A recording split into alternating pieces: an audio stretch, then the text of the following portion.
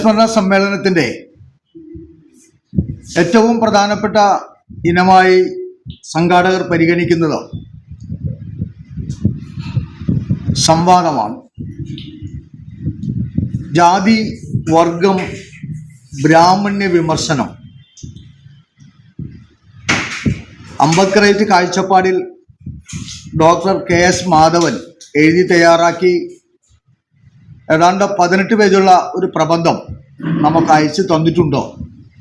ആ പ്രബന്ധം ഇവിടെ വിതരണം നടത്തുന്നതാണ്. അത് വായിച്ച് അവതരിപ്പിക്കുക എന്ന് പറയുന്നത് ക്ഷിപ്രസാധ്യമല്ല. അതുകൊണ്ട് തന്നെ വേദിയിൽ ഉള്ള സഖാവ് K മുരളി, അദ്ദേഹത്തിൻ്റെ ഒരു ആമുഖം പറയാൻ ഞാൻ ആളല്ല. കേരളത്തിലും ഇന്ത്യയിലും സർവദേശീയ രംഗത്തും ഒരു മാർക്സിസ്റ്റ് ചിന്തകൻ എന്ന നിലയിൽ അറിയപ്പെടുന്ന അദ്ദേഹമാണ് ജാതി, വർഗം, ബ്രാഹ്മണ്യ വിമർശനം മാർക്സിസ്റ്റ് കാഴ്ചപ്പാടിൽ സംവാദത്തിൽ ആദ്യമായി വിഷയം അവതരിപ്പിക്കുന്നത്. അങ്ങേയറ്റം ആദരവോടുകൂടി ആ വിഷയം അവതരിപ്പിക്കുന്നതിന് വേണ്ടി ജാതി, വർഗം, ബ്രാഹ്മണ്യ വിമർശനം ഈ വിഷയത്തെ സംബന്ധിച്ച് ഏതാണ്ട് 1980-കൾ മുതൽ കേരളത്തിലെ വിപ്ലവ പ്രസ്ഥാനം, ഈ സണ്ണി കവിക്കാടൊക്കെ ഉണ്ടായിരുന്ന പ്രസ്ഥാനത്തിനകത്ത് പലതരത്തിലുള്ള അന്വേഷണങ്ങളും പഠനങ്ങളും ജാതിവിരുദ്ധ മതേതര വേദി പോലെയുള്ള സംഘടനാ സംവിധാനങ്ങളും പിന്നീട് അധസ്ഥിത നവോത്ഥാന മുന്നണി പോലെയുള്ള സംഘടനാ സംവിധാനങ്ങളും അതിൻ്റെ തുടർച്ചയിൽ ദലിത് ഐക്യ സമിതി, കേരള ദലിത് മഹാസഭ എന്നൊക്കെ പേരിൽ പ്രവർത്തിക്കുന്ന സംഘടനകളുടെ പൊതുവായ ഒരു ചട്ടക്കൂട് 1980-കളിൽ പൊതുവിൽ CRC CPML മുന്നോട്ട് വെച്ച ആശയധാരയെ പിൻപറ്റി തന്നെയാണ് ഒരു വേള കുറച്ചുകൂടി മെച്ചപ്പെട്ട നിലയിൽ അംബേദ്കറെ വായിക്കാനും പഠിക്കാനും ഒക്കെ ഇടവന്നപ്പോൾ ഉണ്ടായിട്ടുള്ള പുതിയ ചില തെളിച്ചങ്ങൾ കൂടി സൈദ്ധാന്തിക രംഗത്ത് ഉണ്ടായി എന്നത് ഒഴിച്ചു നിർത്തിയാൽ പൊതുവിൽ 80-കൾ മുതൽ കേരളത്തിലെ ML പ്രസ്ഥാനം നടത്തിയ കഠിനതരമായ സൈദ്ധാന്തിക അന്വേഷണങ്ങളുടെ തുടർച്ചയിലാണ് ഈ പ്രസ്ഥാനങ്ങളൊക്കെ നിലയുറപ്പിച്ചിട്ടുള്ളത്. അതിപ്പോൾ CDN സർവീസ് സൊസൈറ്റി ആണെങ്കിലും ആ നിലക്കാണ് അതൊക്കെ. ഇതിൻ്റെ ഈ പ്രസ്ഥാനത്തിൻ്റെ ഒരു സഹയാത്രികർ എന്ന നിലയിലാണ് പ്രധാനപ്പെട്ട രണ്ട് സംഘടനാ സംവിധാനങ്ങൾ എന്ന നിലയിൽ CDN സർവീസ് സൊസൈറ്റി ആദ്യവും പിന്നീട് അധസ്ഥിത നവോത്ഥാന മുന്നണി എന്ന നിലയിലും ഒക്കെയുള്ള പ്രവർത്തനങ്ങൾ നടത്തിയിട്ടുള്ളത്. ആ സന്ദർഭത്തിൽ അതിനാവശ്യമായ സൈദ്ധാന്തികവും പ്രത്യയശാസ്ത്രപരവുമായിട്ടുള്ള നയസമീപനങ്ങൾ രൂപവൽക്കരിക്കുന്നതിൽ പ്രമുഖമായ പങ്കുവഹിച്ചിട്ടുള്ളത്. പ്രത്യേകിച്ചും ഇന്ത്യയിലെ ML പ്രസ്ഥാനം അംബേദ്കറൈറ്റ് കാഴ്ചപ്പാടുകളെ വിലയിരുത്തുന്നതിലൊക്കെ അതിൻ്റെ അന്നത്തെ പാർട്ടിയുടെ അഖിലേന്ത്യാ കമ്മിറ്റിയുടെ സബ് കമ്മിറ്റിയിലൊക്കെ അംഗമായിരിക്കുകയും ആ രേഖകളൊക്കെ തയ്യാറാക്കുകയും ചെയ്തിട്ടുള്ള ഒരാളാണ് അദ്ദേഹം എന്നുകൂടി പറയാൻ ഞാൻ ആഗ്രഹിക്കുകയാണ്. അദ്ദേഹം ഈ വിഷയത്തെ മുൻനിർത്തി ബ്രാഹ്മണ്യ വിമർശനം എന്ന നിലയിൽ ഒരു പുസ്തകം മലയാളത്തിൽ പ്രസിദ്ധീകരിച്ചിട്ടുണ്ട്. ആ പുസ്തകത്തെ മുൻനിർത്തി ഒരു ചർച്ച, ആ പുസ്തകത്തെ മുൻനിർത്തി മാത്രമല്ല അദ്ദേഹത്തിൻ്റെ അടുത്ത കാലത്ത് പ്രസിദ്ധീകരിക്കപ്പെട്ട എല്ലാ പുസ്തകങ്ങളെയും മുൻനിർത്തി ഒരു ചർച്ചാ പരമ്പരയൊക്കെ നമ്മൾ ആലോചിച്ചിരുന്നെങ്കിലും അത് പ്രയോഗത്തിൽ കൊണ്ടുവരാൻ കഴിഞ്ഞിട്ടില്ല. ഇനിയും അത് സാധ്യമാക്കും എന്ന് സൂചിപ്പിച്ചുകൊണ്ടോ ഞാൻ നീട്ടുന്നില്ല. ചർച്ചയിൽ, സംവാദത്തിൽ അദ്ദേഹത്തിൻ്റെ നിലപാടുകൾ അവതരിപ്പിക്കുന്നതിന് വേണ്ടി ആദരവോടെ ക്ഷണിച്ചുകൊള്ളുന്നു. വേദിയിലും സദസ്സിലുമുള്ള എല്ലാ സുഹൃത്തുക്കൾക്കും സഹാക്കൾക്കും അഭിവാദ്യങ്ങൾ.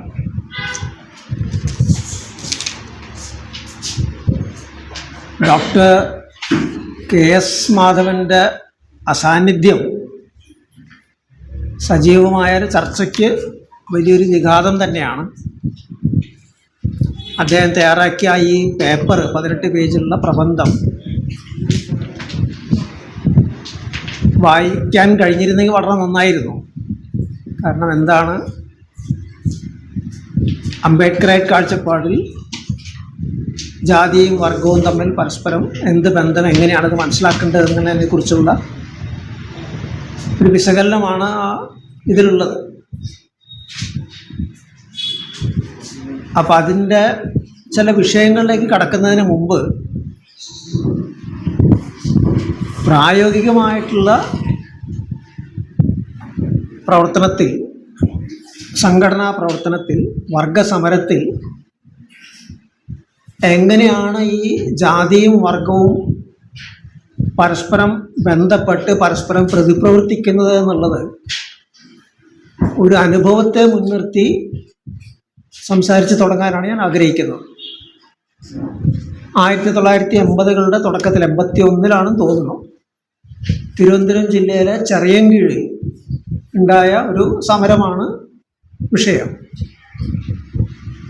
അന്ന് CRC CPIM അവിടെ ശക്തമായൊരു ജനകീയ അടിത്തറ ഉണ്ടായിരുന്നു. പ്രത്യേകിച്ചും ചെറിയൻകീഴിന് തൊട്ടടുത്തുള്ള ചെറിയ വിള, വലിയ വിള എന്ന് പറയുന്ന 2 പ്രദേശങ്ങളിലായി അവിടെയുള്ള ദളിത് ഭൂരിത കർഷകർക്കിടയിലായിരുന്നു ശക്തമായ അടിത്തറ ഉണ്ടായിരുന്നു. ചെറിയൻകീഴ് അന്ന് പ്രമാണിമാർ, ഇന്നുമാണെന്ന് തോന്നുന്നു, ഈഴവരാണ്. ഭൂ ഉടമകൾ എന്ന നിലയ്ക്കും ഭൂപ്രഭുക്കൾ എന്ന നിലയ്ക്കും അതുപോലെ തന്നെ കയർ ഫാക്ടറികളുടെ ഉടമകൾ എന്ന നിലയ്ക്കും അവരുടെ ഒരു ആധിപത്യം ഉണ്ടായിരുന്നു ആ പ്രദേശത്ത്. പലപ്പോഴും ഈ ദളിതരെ ആക്രമിച്ചിരുന്നത്, പലതരത്തിലും പീഡിപ്പിച്ചിരുന്നത്, ചന്തയിലും മറ്റുമൊക്കെ പലതരത്തിൽ ഉപദ്രവിച്ചുകൊണ്ടിരുന്നത് ഇവരായിരുന്നു. അവരുമായി ബന്ധപ്പെട്ടിട്ടാണ് പല വിഷയങ്ങളിലും അന്ന് പാർട്ടിയും ജനകീയ സാംസ്കാരിക വേദിയൊക്കെ ഇടപെട്ടിരുന്നത്. അത്തരമൊരു സന്ദർഭത്തിലാണ് അവിടെ ഒരു കയർ മുതലാളിയുടെ ഫാക്ടറിയിൽ ചെറുപ്പക്കാരനായ ഒരു തൊഴിലാളിയെ ഭീകരമായി മർദ്ദിച്ച സംഭവം ഉണ്ടാകുന്നു. ആ വിവരം അറിഞ്ഞ ഉടനെ തന്നെ അവിടെയുള്ള സഹാക്കൾ ആ വിഷയത്തിൽ ഇടപെടുകയും അതൊരു വലിയൊരു ജനകീയ പ്രക്ഷോഭമായിട്ട് ഉയർത്തിക്കൊണ്ടിരിക്കുകയും ചെയ്തു. ഈ മർദ്ദിക്കപ്പെട്ട തൊഴിലാളിയും ഈഴവൻ തന്നെയാണ്, മുതലാളിയും ഈഴവൻ തന്നെ. സമരരംഗത്ത് ശക്തമായി മുന്നോട്ട് വന്നത് ദളിതരായിട്ടുള്ള സഹാക്കളാണ്. അത് ശ്രദ്ധേയമായ കാര്യം, ആ സമരത്തിന് അതുപോലെ തന്നെ ദളിത് സഹാക്കളുടെ അതുമായി ബന്ധപ്പെട്ട പ്രവർത്തനത്തിന് അവിടെയുള്ള നായർ കുടുംബങ്ങൾ വലിയ തോതിൽ സഹകരിക്കുന്നുണ്ട്. സാമ്പത്തിക സഹായം മാത്രമല്ല, അത്യാവശ്യം ഒളിവിലുള്ള സഹാക്കൾക്ക് ഷെൽട്ടർ കൊടുക്കാനായിട്ടും, അത് ദളിതരായാലും നായരായാലും എന്ത് ജാതിയായാലും കൊള്ളാം, ഈ ഒരു വിഷയത്തിൽ ഈഴവനായൊരു മുതലാളിക്കെതിരെയാണ് സമരം നടക്കുന്നത് എന്നതിനെ മുൻനിർത്തി തന്നെയായിരുന്നു ആ സഹകരണം. കാരണം അവരും ഈ പറയുന്ന രീതിയിൽ ഒരു സാമൂഹികമായിട്ടല്ല, സാമ്പത്തികമായ രീതിയിൽ ഒരു മർദ്ദനം, അടിച്ചമർത്തൽ അനുഭവിക്കുന്നുണ്ടായിരുന്നു ഇവരുടെ ഈഴവ പ്രമാണിത്വത്തിന് മുൻപൊരു കാലത്ത് ഇവരായിരുന്നു പ്രമാണിമാരെങ്കിലും ആ കാലഘട്ടമാകുമ്പോഴത്തേക്കും ആ പ്രാമാണിത്യം നഷ്ടപ്പെടുകയും ഈഴവ പ്രമാണിമാർ മേൽക്കൈ നേടുകയും ചെയ്തൊരു സാഹചര്യമാണ് ഉണ്ടായിരുന്നത്. അപ്പോൾ ജാതിയും വർഗവും ഒരു പരസ്പര ബന്ധമാണ് ഞങ്ങൾക്ക് അവിടെ കാണാൻ കഴിഞ്ഞത്. ഈ ഈഴവ പ്രമാണിമാർക്കെതിരെയുള്ള സമരത്തിൽ ദളിതരായിട്ടുള്ള ഒരു പങ്കാളികളാകുന്നത് വളരെ സ്വാഭാവികമായിട്ട് തന്നെ ഞങ്ങൾക്ക് മനസ്സിലാക്കാൻ കഴിയും. കാരണം അവർ അടിച്ചമർത്തപ്പെടുന്നൊരു ശക്തി തന്നെയായിരുന്നു. എന്തിനാണ് ഈ നായർ കുടുംബങ്ങൾ ഇങ്ങനെ പങ്കാളികളാകുന്നത് എന്നതായിരുന്നു ഞങ്ങൾ ചിന്തിപ്പിച്ചൊരു കാര്യം. അപ്പോൾ അതിൻ്റെ ഒരു അടിവേര് കിടക്കുന്ന അവിടെയായിരുന്നു. ഒരു കാലത്തുണ്ടായിരുന്ന പ്രമാണിത്വം നഷ്ടപ്പെടുകയും ഈഴവർ തിരിച്ച് പ്രമാണിമാരാവുകയും അവർ ആധിപത്യം ചെലുത്തുകയും ചെയ്യുന്നൊരു സാഹചര്യം, ഇവർ സാമ്പത്തികമായിട്ടും മറ്റൊക്കെ കുറേ പുറകോട്ട് പോവുകയും സാമൂഹ്യ പദവി, നായരത്വത്തിൻ്റെ സാമൂഹ്യ പദവിയും അംഗീകാരമൊക്കെ നിലനിൽക്കുമ്പോൾ തന്നെ ആ പ്രദേശത്ത് ഒരു എന്താ പറയുക, വോയിസ് ഇല്ലാത്തൊരവസ്ഥ, അവരാരും ഗണിക്കാത്തൊരവസ്ഥ നിലനിൽക്കുകയും ചെയ്യുന്നൊരു അവസ്ഥ ഉണ്ടായി. അതാണ് എൻ്റെ ഒരു പശ്ചാത്തലം ഒരുക്കി. അപ്പോൾ ഈ രീതിയിൽ വീണ്ടും വടക്കേ ഇന്ത്യയിൽ പ്രവർത്തിക്കുന്ന കാലഘട്ടത്തിൽ നാഗ്പൂരായാലും കൊള്ളാം, ആന്ധ്രാപ്രദേശിലായാലും ശരി, ഇതേപോലെ പല അനുഭവങ്ങളും കാണാൻ കഴിഞ്ഞിട്ടുണ്ട്. ചില പ്രത്യേക സാഹചര്യങ്ങളിൽ ഈ പറയുന്ന ദളിതരുടെ സമരങ്ങളുമായി ഐക്യപ്പെടാൻ പങ്കാളികളാകാനല്ല, ഐക്യപ്പെടാനായിട്ട്, അതിന് മറ്റു രീതിയിൽ എന്തെങ്കിലും സഹായിക്കാനായിട്ട് സവർണർ തയ്യാറാകുന്ന അവസ്ഥ, അല്ലെങ്കിൽ മറ്റു ചില സന്ദർഭങ്ങളിൽ പിന്നാക്ക ജാതികൾ തയ്യാറാകുന്നൊരവസ്ഥ. അപ്പം അവിടെയൊക്കെ തന്നെ സമൂഹത്തിൽ നിലനിൽക്കുന്ന ജാതി വൈരുദ്ധ്യങ്ങൾ, അതിൻ്റെ ചലനക്രമം ഇത്തരമൊരു ഐക്യം രൂപപ്പെടുത്തുന്നതിൽ, അല്ലെങ്കിൽ ചില സന്ദർഭങ്ങൾ അതിനെ തടസ്സപ്പെടുത്തുന്നതിൽ പങ്കുവഹിക്കുന്നുണ്ടെന്നത് വളരെ വ്യക്തമാണ്. ആ വിഷയങ്ങളെക്കുറിച്ചൊക്കെ കൂടുതൽ വ്യക്തത ആർജിക്കാൻ കഴിയുന്നത് പിന്നീട് ഡോക്ടർ അംബേദ്കറുടെ കൃതികളെക്കുറിച്ചുള്ള പഠനത്തിലൂടെയും അതുമായി ബന്ധപ്പെട്ട് നേരത്തെ ഇവിടെ CS മുരളി പറഞ്ഞതുപോലെ സബ് കമ്മിറ്റിയുടെ പ്രവർത്തനങ്ങളിലൂടെയൊക്കെ തന്നെയാണ്. അപ്പോൾ അതിൽ ശ്രദ്ധേയമായിരുന്ന ഡോക്ടർ അംബേദ്കറുടെ പഠന വിഷയമായിരുന്നൊരു ഗ്രന്ഥം ജാതി നശീകരണം എന്നുള്ള ഗ്രന്ഥമായിരുന്നു. ജാതിയുടെ പരിഷ്കരണമല്ല, നശീകരണം തന്നെയാണ് വേണ്ടത് എന്നുള്ള കൃത്യമായൊരു നിലപാട് ആ കൃതിയിലുണ്ട്. ഗാന്ധിയൻ പരിഷ്കരണവാദത്തിൻ്റെയും മറ്റൊക്കെ അതിന് വിരുദ്ധമായി, അതിന് നേർവിപരീതമായി, അതിനെ പരിഷ്കരിച്ചിട്ട് നിലനിർത്തേണ്ട ഒരു കാര്യമല്ല, അങ്ങനെ പരിഷ്കരിക്കാൻ കഴിയില്ല, അത് നശിപ്പിക്കുകയാണ് വേണ്ടത് എന്ന് അസംദിഗ്ധമായി ആ കൃതി മുന്നോട്ട് വയ്ക്കുന്നുണ്ട്. അതുകൊണ്ട് തന്നെയാണ് ആ പ്രസംഗം, അതൊരു പ്രസംഗമായിരുന്നു, അത് അവതരിപ്പിക്കാനായിട്ട് ക്ഷണിച്ച ഡോക്ടർ അംബേദ്കറോട് അതിൻ്റെ സംഘാടകർ പിന്നെ ഈ പരിപാടി കൂടെ പറ്റില്ല, നിങ്ങളത് മാറ്റി എഴുതണമെന്ന് ആവശ്യപ്പെടുന്ന സാഹചര്യമൊക്കെ ഉണ്ടായി. അദ്ദേഹം അതിനെ വിസമ്മതിക്കുകയും അതിനെ തുടർന്നാണ് സ്വന്തമായിട്ട് അത് അച്ചടിച്ചിറക്കുകയൊക്കെ ചെയ്യുന്നത്. പക്ഷെ ആ ജാതി നശീകരണം എന്നുള്ള കൃതിയിൽ ജാതി പരിഷ്കരണം സാധ്യമല്ല എന്നുള്ള വിശദമായിട്ടുള്ള വാദഗതികളിലൂടെ സ്ഥാപിക്കുമ്പോൾ തന്നെ ബ്രാഹ്മണ്യത്തിന് ഡൈനമൈറ്റ് വയ്ക്കണം, ഹിന്ദു ആശയ മറ്റതിനൊക്കെ തന്നെ ഡൈനമൈറ്റ് വയ്ക്കണം എന്ന് ചൂണ്ടിക്കാട്ടിക്കൊണ്ട് അതില്ലാത്തിടത്തോളം കാലം, അങ്ങനെ ചെയ്യാത്തിടത്തോളം കാലം ജാതി മാറി അന്തർജാതി വിവാഹങ്ങളിലൂടെയോ അല്ലെങ്കിൽ പന്തിഭോജനത്തിലൂടെയോ ഒന്നും ജാതി ഇല്ലാതാകാൻ പോകുന്നില്ല, അതൊക്കെ ആവശ്യം തന്നെ, നല്ല കാര്യം തന്നെ എന്ന് പറയുമ്പോൾ തന്നെ അതൊരു പരിഹാരമാകുന്നില്ല. ഈ വിശ്വാസ സംഹിതകൾ നിലനിൽക്കുന്നിടത്തോളം കാലം ഹിന്ദുക്കൾക്ക് ജാതിയിൽ നിന്നൊരു മോചനം ഉണ്ടാകാൻ പോകുന്നില്ല. അപ്പം അതുകൊണ്ട് അതിനെയാണ് തകർക്കേണ്ടത് എന്ന് അംബേദ്കർ പറയുന്നുണ്ട്. പക്ഷെ അവിടെ വരുന്നൊരു പ്രശ്നം, ഇതിനു മുമ്പ് നമ്മുടെ പഴയ ചരിത്രം നോക്കുകയാണെങ്കിൽ, ഈ ഉപഭൂഖണ്ഡത്തിൻ്റെ ചരിത്രം നോക്കുകയാണെങ്കിൽ വളരെ മൗലികമായ രീതിയിൽ ബ്രാഹ്മണ്യത്തിൻ്റെ ആശയ സംഹിതയെ, വിശ്വാസങ്ങളെ, പ്രമാണങ്ങളെ ചോദ്യം ചെയ്ത ശക്തമായ പ്രസ്ഥാനങ്ങൾ ഇവിടെ ഉണ്ടായിട്ടുണ്ട്. ഒരു ഉദാഹരണം 12ാം നൂറ്റാണ്ടിലെ കർണാടകത്തിലെ ബസവൻ്റെ പ്രസ്ഥാനമാണ്. ശൈവ ഭക്തനായിരിക്കെ തന്നെ ബസവൻ്റെ ശിവനും ശൈവ വിശ്വാസവും തീർത്തും വ്യത്യസ്തമായ ഒന്നായിരുന്നു, വളരെ മൗലികമായി വ്യത്യസ്തമായ ഒന്നായിരുന്നു. അത് ശരിക്കും പറഞ്ഞാൽ കുറേയൊക്കെ തന്നെ ബൗദ്ധ ജൈന ദാർശനിക പദ്ധതികളിൽ നിന്ന് ഉൾക്കൊണ്ടിട്ടുള്ള അതിൻ്റെ തന്നെ ഒരു സങ്കലനം കൂടി അതിലുണ്ടായിരുന്നു. അപ്പോൾ വളരെ മൗലികമായ രീതിയിൽ തന്നെ ബ്രാഹ്മണ്യത്തിൻ്റെ വിവിധ അംശങ്ങളെ ചോദ്യം ചെയ്യും. സ്ത്രീ പീഡനത്തിൻ്റെ കാര്യത്തിലായാലും കൊള്ളാം, അതിൻ്റെ ബ്രാഹ്മണ്യ പൂജയുടെ കാര്യത്തിലായാലും കൊള്ളാം, ക്ഷേത്ര സംസ്കാരത്തിൻ്റെ പ്രശ്നത്തിലായാലും കൊള്ളാം, ഈ ശിവൻ്റെ തന്നെ ആയിട്ട് ബന്ധപ്പെട്ടിട്ടുള്ള വ്യവസ്ഥാപിതമായ ശൈവഭക്തിയുടെ ഒരു പ്രധാന ബിംബമായിട്ടുള്ള കൈലാസ പർവ്വതത്തിനെ പൂജിക്കുന്നതിൻ്റെ പ്രശ്നങ്ങളായാലും കൊള്ളാം, ഏത് തലത്തിൽ നോക്കിക്കഴിഞ്ഞാലും അടിസ്ഥാനപരമായിട്ട് തന്നെ അതിനെ ഖണ്ഡിക്കുകയും വളരെ ലളിതമായ വചനങ്ങളിലൂടെ സാധാരണ ജനങ്ങൾക്ക് പെട്ടെന്ന് തന്നെ ഉൾക്കൊള്ളാൻ കഴിയുന്ന വചനങ്ങളിലൂടെ അതിലേക്ക് ഖണ്ഡിക്കുകയും തൊഴിലിൻ്റെ മഹാത്മ്യം പ്രകീർത്തിക്കുകയും ചെയ്യുന്നതായിരുന്നു ബസവൻ്റെ ചിന്താപദ്ധതി. എൻ്റെ ഗുരുക്കന്മാർ എന്ന് പറഞ്ഞിട്ടുള്ളൊരു വചനത്തിൽ വിറകുവെട്ടുകാരനും അലക്കുകാരനും അതുപോലെ തന്നെ മറ്റു കായിക അധ്വാനം ചെയ്യുന്നവരൊക്കെയാണ് എൻ്റെ ഗുരുക്കന്മാർ എന്ന് ബസവൻ പ്രഖ്യാപിക്കുന്നുണ്ട്. ഒരു പഴയ ഗുരു പാരമ്പര്യത്തിൻ്റെ ആ ഒരു ധാരയിൽ നിന്ന് തീർത്തും വ്യത്യസ്തമായൊരു നിലപാടായിരുന്നു. അതേപോലെ തന്നെ കായകമേ കൈലാസം, അധ്വാനമാണ് കൈലാസം. കൈലാസം എന്ന് പറഞ്ഞാൽ ശൈവ സങ്കല്പത്തിൽ ഉദാത്തമായിട്ടുള്ള സ്വർഗത്തിൻ്റെ ഒരു തലത്തിൽ നിൽക്കുന്നൊരു കാര്യമാണല്ലോ. അപ്പോൾ കായകമേ കൈലാസം, അധ്വാനമാണ് യഥാർത്ഥത്തിൽ കൈലാസം എന്ന് ഒരു നിലപാട് ബസവൻ മുന്നോട്ട് വയ്ക്കുന്നുണ്ട്. അപ്പം ഇത്ര മൗലികമായ ഒരു സംഭവവും ആ അതിൻ്റെ വികാസഗതിയിൽ ഒരു ബ്രാഹ്മണ ജാതിയിൽ ജനിച്ച ഒരു യുവതിയെ ശൂദ്രജാതിയിൽ ജനിച്ച ഒരു യുവാവ് വിവാഹം കഴിക്കുന്ന ഇതിലെത്തിച്ചേരുന്ന സന്ദർഭത്തിൽ അതിനെ അടിച്ചമർത്താനായിട്ട് അന്നത്തെ രാജാവ് ശ്രമിക്കുകയും അതിനെതിരെ വലിയൊരു ജനകീയ കലാപം തന്നെ പൊട്ടിപ്പുറപ്പെടുകയും മറ്റേ ചെയ്യുന്ന കാര്യങ്ങളുണ്ടായി.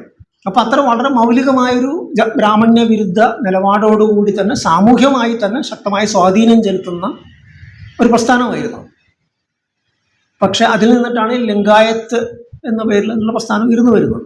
പക്ഷെ ആ ലിംഗായത്ത് പ്രസ്ഥാനത്തിൽ പോകെ പോകെ ഒരു ബസവൻ്റെ മരണത്തിന് ശേഷം 2-3 നൂറ്റാണ്ടിന് ശേഷം വീണ്ടും അതിൽ തന്നെ ജാതികൾ രൂപം കൊള്ളുകയും ലിംഗായത്ത് ബ്രാഹ്മണരും ലിംഗായത്ത് ശൂദ്രരും ലിംഗായത്ത് മുടിവെട്ടുകാരും ലിംഗായത്ത് ദളിതരും അങ്ങനെ പല പല തരങ്ങളായിട്ട് അത് തിരിയുകയും ചെയ്യുന്നൊരവസ്ഥ നമുക്ക് കാണാൻ പറ്റും.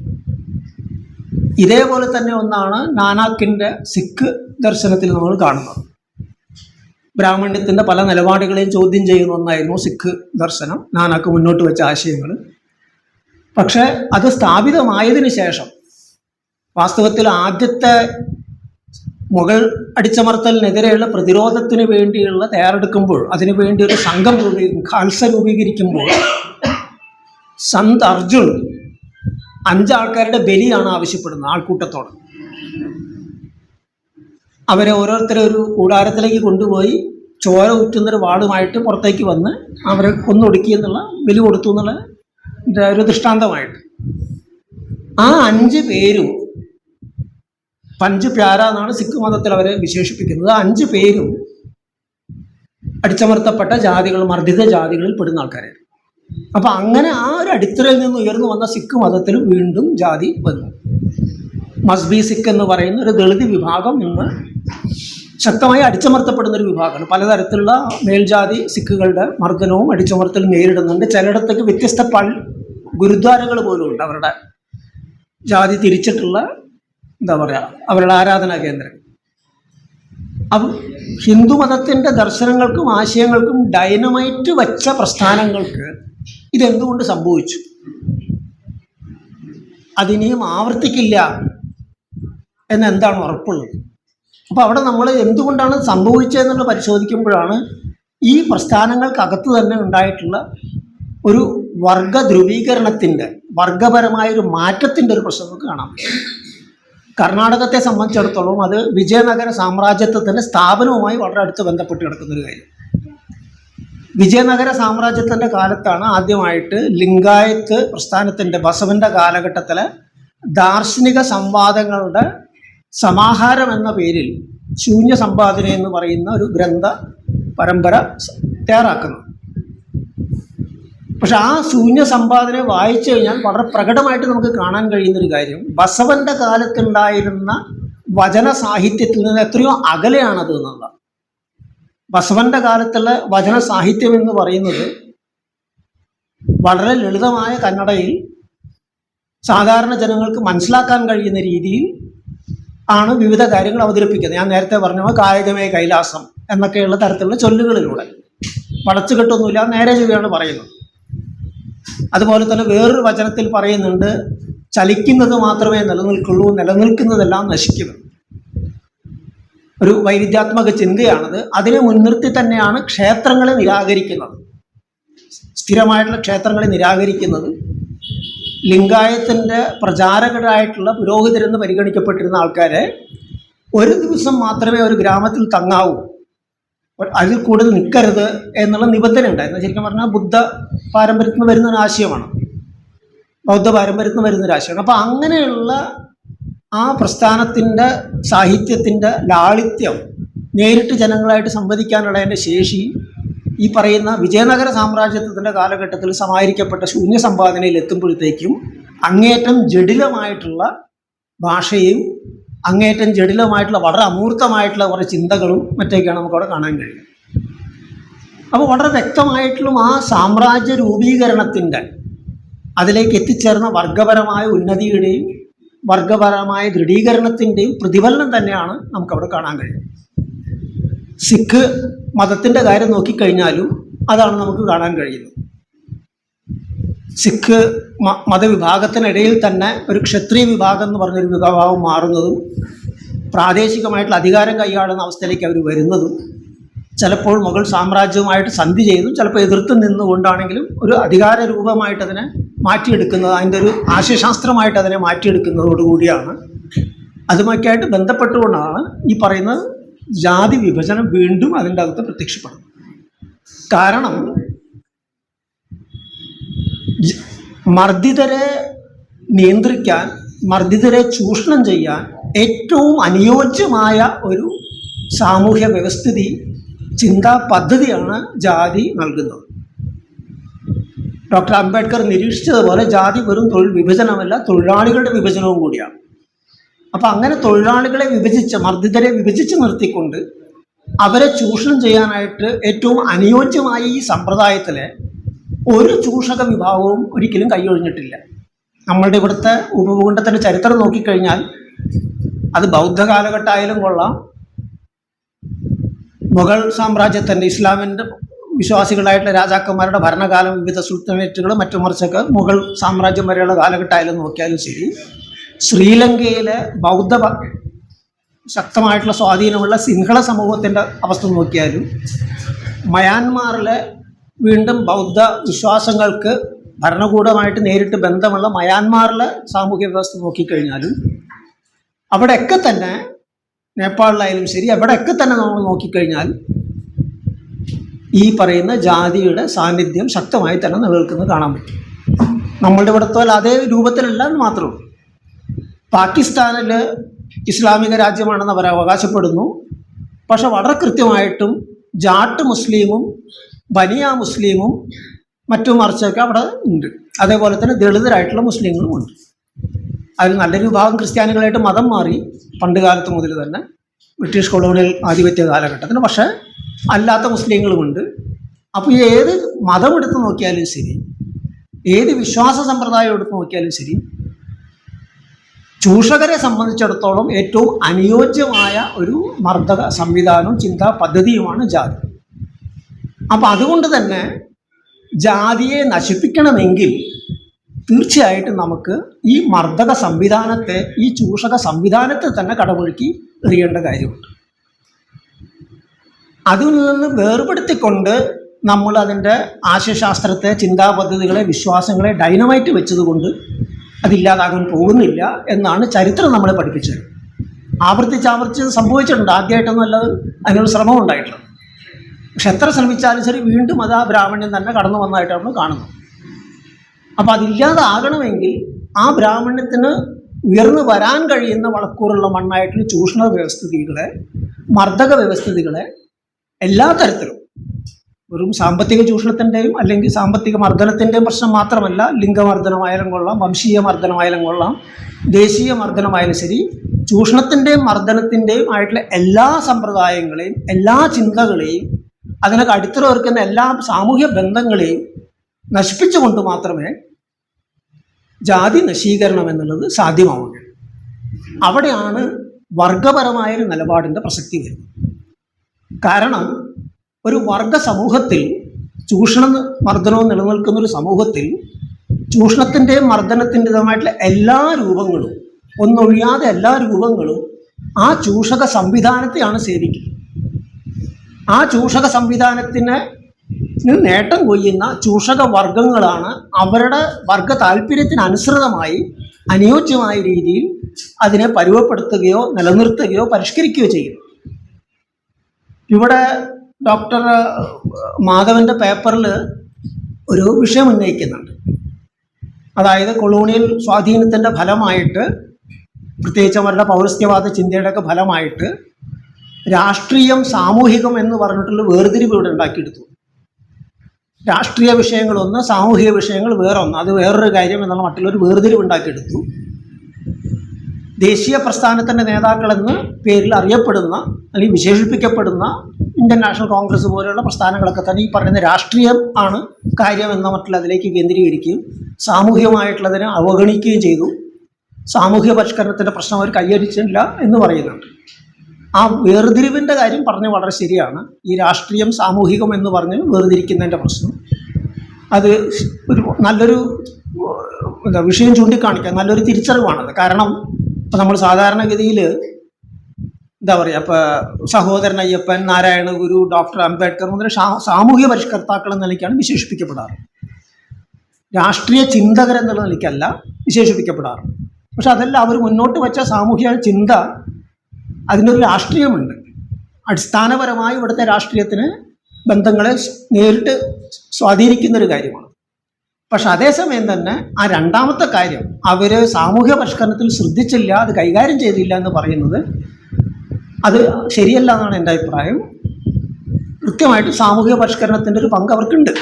ഡോക്ടർ അംബേദ്കറിൻ്റെ ഈ ജാതി നശീകരണം എന്ന കൃതിയിലും അത് ചൂണ്ടിക്കാണിക്കുന്നുണ്ട്.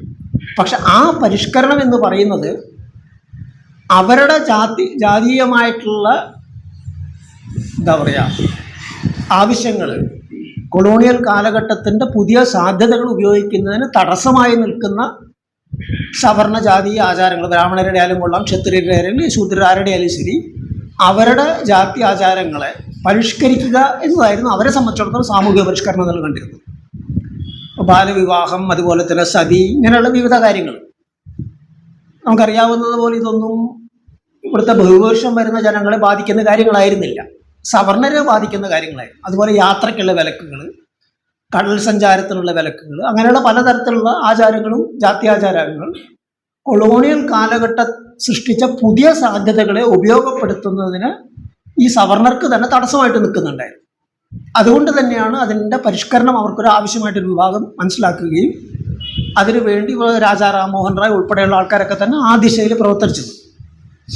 ഇപ്പോൾ ഇതിൽ ഈ പേപ്പറിൽ ഒരു ഇന്ത്യൻ സോഷ്യൽ കോൺഫറൻസിനെ കുറിച്ച് പറയുന്നുണ്ട്. കോൺഗ്രസിനോടൊപ്പം തന്നെ സമ്മേളനം കൂടിയിരുന്നുവെന്നും പിന്നീട് കോൺഗ്രസ് അവരെ പുറത്താക്കിയെന്നുള്ളത് അത് ശരിയാണ്. പക്ഷേ ഇന്ത്യൻ ഈ പറയുന്ന സോഷ്യൽ കോൺഫറൻസ് എന്ന് പറയുന്നത് കോൺഗ്രസ്സുകാർ തന്നെയായിരുന്നു. ഇപ്പോൾ ഗോപാലകൃഷ്ണ ഗോഖലെ ആയിരുന്നു അതിൻ്റെ ഒരു പ്രധാന നേതാവ്. തുടക്കം മുതലേ തന്നെ കോൺഗ്രസിൻ്റെ രൂപീകരണ കാലഘട്ടം മുതലേ തന്നെ ഉറച്ച കോൺഗ്രസ്സുകാരനായിരുന്നു ഗോഖലെ. ഗോഖലെയാണ് ഗാന്ധിയെ ദക്ഷിണാഫ്രിക്കയിൽ നിന്ന് ഇന്ത്യയിലേക്ക് ക്ഷണിച്ചുകൊണ്ടിരുന്നത് ഈ പ്രസ്ഥാനത്തിന് നേതൃത്വം കൊടുക്കണം എന്നുള്ള എനിക്ക്. ഇടക്കാലത്ത് ടിളക്കിനെ പോലെയുള്ള ചിലർ, എന്താ പറയുക, നമ്മുടെ ലാൽ ബാൽ പാൽ എന്ന സാധാരണ സ്കൂളിലൊക്കെ നമ്മൾ പഠിക്കാറുണ്ട്, ലാലാ ലജ്പത് റായ്, അതുപോലെ തന്നെ ലോകമാന്യ ടിളക്, പിന്നെ മറ്റേ കൽക്കത്തയിലൊരു ചങ്ങാതി ഉണ്ടായിരുന്നു, പേര് ഞാൻ മറന്നുപോയി. ഇവർ മൂന്ന് പേരും ആണ് എന്താ പറയുക തീവ്രവാദികൾ എന്ന നിലയ്ക്ക് അറിയപ്പെട്ടിരുന്നത്. തീവ്രവാദികൾ എന്ന പേരിൽ ഇവർ അറിയപ്പെടാനുള്ള കാരണം അതുവരെയും കോൺഗ്രസ് പാലിച്ചു കൊണ്ടിരുന്ന പെറ്റീഷൻ എഴുത്തിന് പകരം അത്യാവശ്യം ചില സമരമാർഗങ്ങൾ, തെരുവിലിറങ്ങി ചില പ്രക്ഷോഭങ്ങളൊക്കെ ആകാം, സമ്മർദ്ദം ചെലുത്തേണ്ട അതിനൊരു ആവശ്യമുണ്ട് എന്നൊരു നിലപാട് അവർക്കുണ്ടായിരുന്നു. അതുകൊണ്ടാണ് അവർ തീവ്രവാദികൾ എന്ന് പറയുന്നത്. മറിച്ച് ഗോഖലെ പോലുള്ള ആൾക്കാരെ മിതവാദികളായിട്ടാണ് പരിഗണിച്ചിരുന്നത്. കഴിഞ്ഞ് പഴയ കോൺഗ്രസിൻ്റെ ആ പാരമ്പര്യം തുടരുകയാണ് അവർ ചെയ്തത്, പെറ്റീഷൻ എഴുത്തും പരിപാടിയൊക്കെ. അതോടൊപ്പം തന്നെ ടിളക്കിനെ പോലുള്ള ആൾക്കാർക്ക് ഇത്തരത്തിലുള്ള സാമൂഹ്യ പരിഷ്കരണങ്ങളോട് ശക്തമായ എതിർപ്പും ഉണ്ടായിരുന്നു. സാമൂഹ്യ പരിഷ്കരണം തീരെ വേണ്ടെന്നല്ല ടിളക്ക് പറഞ്ഞിരുന്നത്. ടിളക്കിൻ്റെ എഴുത്തുകൾ വായിച്ച് നമുക്ക് മനസ്സിലാക്കാൻ പറ്റും. സാമൂഹ്യ പരിഷ്കരണം ബ്രാഹ്മണനാണ് നടപ്പാക്കേണ്ടത്, അല്ലാതെ സായിപ്പ് നിർദ്ദേശിക്കുന്ന പോലെയല്ല ചെയ്യേണ്ടത്. വേണ്ടെന്നല്ല, പക്ഷെ ബ്രാഹ്മണർ നടപ്പാക്കണം. അവർ രാഷ്ട്രീയം കൈകാര്യം ചെയ്യുന്ന അധികാര സ്ഥാനങ്ങൾ വരുന്നതിന് ശേഷം അവർ ചെയ്യും. അപ്പോൾ അതുവരെയും തൽക്കാലം അത് അവിടെ നിൽക്കട്ടെ എന്നായിരുന്നു ടിളക്കിൻ്റെ നിലപാട്. മറിച്ച് ഗോഖലെയും കൂട്ടരെ സംബന്ധിച്ചിടത്തോളം ഉടനെ തന്നെ ചില പരിഷ്കരണങ്ങൾ ആവശ്യമുണ്ട്. കാരണം ഞാൻ നേരത്തെ പറഞ്ഞതുപോലെ സവർണരുടെ തന്നെ വികാസത്തിന്, പുതിയ സാധ്യതകൾക്കനുസരിച്ചിട്ട് അവർക്ക് മുന്നോട്ട് പോകാനായിട്ടുള്ള അവസരങ്ങൾ ഉപയോഗപ്പെടുത്താനായിട്ട് തടസ്സം നിൽക്കുന്നു എന്നുള്ള എനിക്ക് തന്നെ അവരതിനെ ശക്തമായിട്ട് ആവശ്യപ്പെടുന്നുണ്ടായിരുന്നു. അങ്ങനെയാണ് ടിളക്കും കൂട്ടരും ഗോഖലെയെ അടിച്ചോടിക്കുന്നത്. അക്ഷരാർത്ഥത്തിൽ അടിച്ചോടിക്കുക തന്നെയായിരുന്നു. ആ പന്തലൊക്കെ പൊളിച്ച് അടിച്ചോടിക്കുകയാണ് ചെയ്തത്. അപ്പോൾ ആ ഒരു വിഷയം ഞാൻ പറഞ്ഞതെന്ന് വെച്ച് കഴിഞ്ഞാൽ രാഷ്ട്രീയം സാമൂഹികമോ എന്നുള്ള വേർതിരിവ് തെറ്റാണ്. അതിനെ അങ്ങനെ കാണുന്നത് ഈ പറയുന്ന പൗരസ്ത്യവാദത്തിൻ്റെ ഒരു ഫലമായിട്ടുണ്ടായൊരു ചിന്തയാണ്. അതാണ് ഇവിടുത്തെ ഉപരിവർഗ്ഗങ്ങൾ ഏറ്റുപിടിച്ചിരിക്കുന്നത്. അത് ബോധപൂർവ്വം തന്നെ അതിന് തെറ്റിപ്പിരിയേണ്ട ആവശ്യമുണ്ടെന്ന് ഡോക്ടർ കെ.എസ്. മാധവൻ്റെ ആ നിരീക്ഷണം വളരെ ശരി തന്നെയാണ്. പക്ഷേ അവർ സാമൂഹ്യ പരിഷ്കരണത്തിന് ഏർപ്പെട്ടില്ല എന്ന് പറയുന്നത് ശരിയല്ല. അവർ സാമൂഹ്യ പരിഷ്കരണത്തിന് ഏർപ്പെട്ടിരുന്നു അവരുടെ ജാതീയമായ വിലക്കുകളും മറ്റു കാര്യങ്ങളൊക്കെ നീക്കം ചെയ്യാൻ, അത്രത്തോളം. പക്ഷെ അതിന് ഒരു ജനാധിപത്യപരമായ ഉള്ളടക്കം ഉണ്ടായിരുന്നു എന്നാണ് എൻ്റെ അഭിപ്രായം. ഞാനതിനെ സവർണ ജനാധിപത്യധാര എന്നാണ് സാധാരണ വിശേഷിപ്പിക്കാറുള്ളത്. ഒരു അവർണ ജനാധിപത്യധാരയും സവർണ ജനാധിപത്യധാരയും എന്ന് പറഞ്ഞ് രണ്ടായിട്ട് വേർതിരിച്ച് കാണേണ്ടതുണ്ട്. കാരണം ഇവിടെ നേരത്തെ ഉദ്ഘാടനം ചെയ്ത ടീച്ചർ ഒരു ഇത് പറയുണ്ടായി മലയാളി മെമ്മോറിയലിനെ കുറിച്ച്. അപ്പം മലയാളി മെമ്മോറിയൽ കൃത്യമായിട്ട് സവർണരായിട്ടുള്ള നായന്മാരുടെ ജോലി സാധ്യതയുടെ പ്രശ്നമാണ് ഉന്നയിക്കുന്നത്. ഉള്ള ജോലിയെല്ലാം തമിഴ് ബ്രാഹ്മണരും മറ്റും കൈയടക്കുകയാണ്. അപ്പോൾ അതുകൊണ്ട് ഇവിടുത്തെ മലയാളികൾക്ക് ജോലി കിട്ടണമെന്ന് പറഞ്ഞ് മലയാളി എന്ന് പറഞ്ഞാൽ നായരാണ് അവിടെ. അപ്പോൾ വളരെ കൃത്യമായിട്ടൊരു സവർണ പക്ഷപാതത്തോടു കൂടി സങ്കുചിതമായൊരു സംഭവം തന്നെയാണ്. പക്ഷേ അതാണ് ആദ്യമായിട്ട് ഈ ഭൂപ്രദേശത്ത് ഒരു പൊതുപരിപാടി, പൊതുവായൊരു വിഷയം ഉന്നയിച്ചുകൊണ്ട് സമ്മേളനങ്ങൾ കൂടുക, ഹർജികൾ തയ്യാറാക്കുക മുതലായിട്ടുള്ള ഒരു പൊതുപരിപാടി നടത്തുന്നത് ആദ്യമായിട്ട് അതായിരുന്നു. തീർച്ചയായിട്ടും പൊതുപരിപാടികൾ എന്ന നിലയ്ക്കുള്ള അങ്ങനെ ഒരു രാഷ്ട്രീയ പ്രവർത്തനത്തിനുള്ള ഒരു തുടക്കം അത് കുറിക്കുന്നുണ്ട്. അത് ജനാധിപത്യത്തിൻ്റെ ഒരു തുടക്കം തന്നെ, ഒരു അതിന് മുതൽക്കൂട്ടുന്നൊരു കാര്യം തന്നെയാണ്. ഇത് രണ്ടും നമ്മൾ കാണേണ്ട ആവശ്യമുണ്ട്. അയ്യങ്കാളിയുടെ വില്ലുവണ്ടി യാത്ര വളരെ മൗലികമായ രീതിയിൽ ഒരു പൊതുസ്ഥലം എന്നുള്ള പ്രശ്നത്തിനെ ഉന്നയിക്കുമ്പോൾ അവിടെ അടിസ്ഥാനപരമായിട്ടും ഇവിടെ നിലനിൽക്കുന്ന ബന്ധങ്ങളെ, സാമൂഹ്യ ബന്ധങ്ങളെയും അതുപോലെ തന്നെ സാംസ്കാരിക ബന്ധങ്ങളെയും രാഷ്ട്രീയ ബന്ധങ്ങളെയൊക്കെ തന്നെ അടിസ്ഥാനപരമായി മൗലികമായി ചോദ്യം ചെയ്യുകയാണ് ചെയ്തത്. ഏറ്റവും അടിത്തട്ടിലുള്ള ആൾക്കാരുടെ വഴി നടക്കാനുള്ള അവകാശം എന്ന് പറയുമ്പോൾ അതൊരു പൊതുസ്ഥലത്ത് എന്ന് പറയുന്ന ഒരു നിർവചനം തന്നെ മാറ്റി തീർക്കുന്ന ഒരു കാര്യമാണ്. അതുകൊണ്ട് തന്നെ അതിനെ വളരെ മൗലികമായൊരു ജനാധിപത്യവൽക്കരണമായിട്ട് തന്നെ കാണേണ്ടതുണ്ട്. മറ്റത് മൗലികമായൊരു ജനാധിപത്യവൽക്കരണം ആയിരുന്നില്ല. അത് ഈ പറയുന്ന ഒരു ജാതിയുടെ അവകാശങ്ങൾ മാത്രം പരിമിതപ്പെട്ടെത്തുന്നൊരു കാര്യമായിരുന്നു. പക്ഷേ അത് സംഘടിപ്പിച്ച രീതി ഈ പറയുന്ന ജനാധിപത്യ പ്രവർത്തനത്തിൻ്റെ ഒരു ആദ്യ സംരംഭം തന്നെയായിരുന്നു. അതിന് ആ തരത്തിലൊരു വഴി തുറക്കുന്നുണ്ട്. അപ്പോൾ അതുകൊണ്ട് തന്നെയാണ് ഞാൻ അതിനെയും ഒരു ജനാധിപത്യ ധാരയായിട്ട്, പരിമിതമായാണെങ്കിൽ നിൽക്കുമ്പോൾ തന്നെ അതൊരു ജനാധിപത്യ ധാര എന്ന നിലയ്ക്ക് കൊണ്ടുവരുന്നു. ഇപ്പോൾ രാജാ റാംമോഹൻ റോയുടെ സതി നിരോധനത്തിന് വേണ്ടിയുള്ള പരിശ്രമങ്ങൾ കൃത്യമായിട്ട് ബ്രാഹ്മണർക്കിടയിൽ മാത്രമല്ല വടക്കേ ഇന്ത്യയിലെ ചുരുക്കം ചില പ്രദേശങ്ങളിൽ മാത്രം നിലനിന്നിരുന്ന ഒരു ആചാരമായിരുന്നു. അപ്പം അങ്ങനെ ഒരു ആചാരത്തിന് ചോദ്യം ചെയ്യുമ്പോൾ അത് അവരുടെ മാത്രം ഒരു കാര്യമാണ്. പക്ഷെ അത് ചോദ്യം ചെയ്യുക എന്നുള്ളത് അതുവരെ ഉണ്ടായിരുന്ന എന്താ പറയുക, അന്ധമായിട്ട് എല്ലാവരും അത് പിൻപറ്റിക്കൊണ്ടിരുന്ന ഒരു കാര്യത്തെ അതങ്ങനെയല്ല, അതിനൊരു അടിസ്ഥാനമില്ല, അതില്ലാതാക്കണമെന്ന് ഒരു വാദഗതി ഉയർന്നു വരുമ്പോൾ അതുവരെയും ഉണ്ടായിരുന്ന അന്ധവിശ്വാസമായിട്ട് വിശ്വസിച്ചു കൊണ്ടിരുന്ന ചിന്തകളെയും മറ്റു കാര്യങ്ങളൊക്കെ പുനഃപരിശോധിക്കാനുള്ളൊരു പ്രേരണ അത് നൽകുന്നുണ്ട്. ഒരു അത്തരത്തിലൊരു വഴി അത് തുറന്നു വിടുന്നുണ്ട്. അപ്പോൾ അതുകൊണ്ട് തന്നെ എൻ്റെ അഭിപ്രായത്തിൽ അതിനെയും കൂടി ആ സാമൂഹിക പരിഷ്കരണങ്ങൾ നിഷേധിക്കുകയല്ല നമ്മൾ വേണ്ടത്, അതിൻ്റെ പരിമിതി മനസ്സിലാക്കണം. അതൊരിക്കലും മൗലികമായൊരു ജനാധിപത്യവൽക്കരണ ദിശയിൽ പോയ കാര്യങ്ങളല്ല. പക്ഷെ അതേസമയം തന്നെ അതിലൊരു ജനാധിപത്യത്തിൻ്റെതായിട്ടുള്ള ചില അംശങ്ങൾ ഉണ്ടായിരുന്നു എന്നുള്ളത് തിരിച്ചറിഞ്ഞത്. അതുകൊണ്ടാണ് ഞാൻ അതിനെ സവർണ ജനാധിപത്യധാര, അവർണ ജനാധിപത്യധാര എന്നുള്ള എനിക്ക് വേർതിരിച്ച് കാണുന്നത്. അപ്പോൾ എന്തായാലും ഞാൻ പറഞ്ഞു വന്ന പ്രശ്നം, ഇവിടെ വർഗവും ജാതിയും തമ്മിലുള്ള ബന്ധത്തെക്കുറിച്ച് നമ്മൾ പരിശോധിക്കുമ്പോൾ ഞാൻ നേരത്തെ സൂചിപ്പിച്ചതുപോലെ മൗലികമായ മാറ്റങ്ങൾക്ക് വേണ്ടി ബ്രാഹ്മണ്യത്തിൻ്റെ ആചാരങ്ങളെ, വിശ്വാസങ്ങളെ, അതുപോലെ തന്നെ ബ്രാഹ്മണ്യത്തിനാൽ പിൻബലം കിട്ടിക്കൊണ്ട് നിലനിൽക്കുന്ന ജാതി ജന്മിത്വത്തിൻ്റെ ബന്ധങ്ങളെയൊക്കെ ചോദ്യം ചെയ്യുന്ന പ്രസ്ഥാനങ്ങൾ ഉയർന്നു വന്നിട്ടുണ്ട്. പക്ഷെ ആ പ്രസ്ഥാനങ്ങൾ ശക്തമായിട്ട് ഉയർന്നു വന്നെങ്കിൽ തന്നെയും അതിന് ആ ദിശയിൽ മുന്നോട്ട് പോകാൻ കഴിഞ്ഞിട്ടില്ല. നേരെ മറിച്ച് അതിന് നേതൃത്വം കൊടുത്ത ശക്തികൾ തന്നെ, ആ വിഭാഗങ്ങൾ തന്നെ അതിന് വിപരീതമായിട്ട് മാറുകയും ജാതിയെയും മറ്റുമൊക്കെ തന്നെ അരക്കിട്ടുറപ്പിക്കുന്ന ഒരു ശക്തിയായിട്ട് മാറുകയും ചെയ്യുന്നുണ്ട്. ഇപ്പോൾ ഇവിടെ സഹോദരൻ അയ്യപ്പൻ്റെ തന്നെ അനുഭവം നമ്മൾ നോക്കുക. സഹോദരൻ അയ്യപ്പനെ പൊലയൻ അയ്യപ്പൻ എന്ന് വിശേഷിപ്പിക്കുന്നൊരവസ്ഥ ഉണ്ടായിരുന്നു. കാരണം പൊലയരെ കൂടി ഉൾപ്പെടുത്തിക്കൊണ്ടുള്ളൊരു പന്തി ഭോജനം, ഭോജനം സംഘടിപ്പിച്ചതിൻ്റെ പേരിലായിരുന്നു സംഭവിച്ചത്. പിന്നീടുണ്ടായ സഹോദര പ്രസ്ഥാനം തിരുവിതാംകൂറിലാണ് പല പ്രദേശങ്ങളിലും ശക്തമായ ജാതിവിരുദ്ധ പ്രക്ഷോഭങ്ങളും പ്രസ്ഥാനങ്ങളും നടത്തിയിട്ടുണ്ട്. ഇനിയും വേണ്ട രീതിയിൽ രേഖപ്പെടുത്താത്തൊരു ചരിത്രമാണ്. ആ അവിടെ ഇവിടെയൊക്കെ ആയിട്ട് നമുക്ക് അതിൻ്റെ പൊട്ടും കൂടിയൊക്കെ കാണാൻ കഴിയുക, അതിൻ്റെ വിവരങ്ങൾ. ആ പ്രസ്ഥാനങ്ങളെ എതിർക്കുന്നതിലൊരു പ്രധാന പങ്ക് വഹിച്ചത് ഈഴവ പ്രമാണിമാരാണ്. അതേപോലെ തന്നെ SNDPയെ ജനകീയമാക്കാനായിട്ട് അതിൻ്റെ അംഗത്വ ഫീസ് 25 പൈസയോ മറ്റൊക്കെ ആയിട്ട് കുറയ്ക്കണമെന്നുള്ള TK മാധവൻ്റെ നിർദ്ദേശത്തെ എതിർത്തത് ഈഴവ പ്രമാണിമാരാണ്.